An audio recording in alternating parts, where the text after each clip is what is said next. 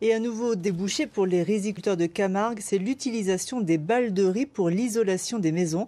C'est une petite entreprise familiale de Chorges, dans les Hautes-Alpes, qui valorise ce nouveau matériau dans la construction durable, un secteur en plein boom. Reportage de Fabien Madigou. La balle de riz, un fardeau pour les riziculteurs, un véritable trésor pour ce charpentier haut-alpin. C'est quelque chose qui est assez proche de chez nous puisque ça nous vient de Camargue. On appelle vulgairement la balle de riz, mais en fait, c'est les demi-cosses du grain de riz qu'on obtient après décortiquage de la céréale. Imputrescible, dotée d'une grosse inertie thermique, la balle de riz permet une forte isolation. Un pouvoir qu'a découvert Sébastien Boileau en 2010, mais qui arrive seulement maintenant sur le marché, après avoir été validé par des bureaux d'études.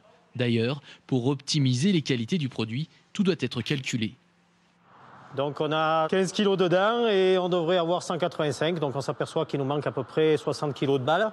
Donc on va compléter à l'intérieur du module et le reposer une fois. Et le concept semble séduire les clients. La petite entreprise constituée d'une quinzaine de salariés a même prévu d'embaucher des charpentiers et des maçons cet été. On a beaucoup de demandes.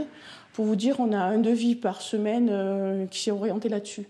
Et en plus, vu qu'on est les premiers dans le département, voire en France, les gens viennent nous voir. Donc on a même des devis sur Chambéry, sur Lyon.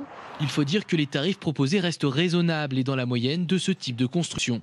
L'ossature en balle de riz se place dans le même ordre de prix que toutes les autres ossatures bois, qui reste toujours un petit peu plus cher que la construction traditionnelle en maçonnerie.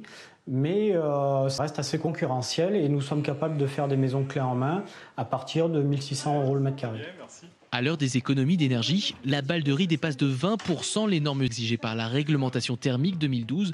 De quoi faire, sur le long terme, du bien au portefeuille.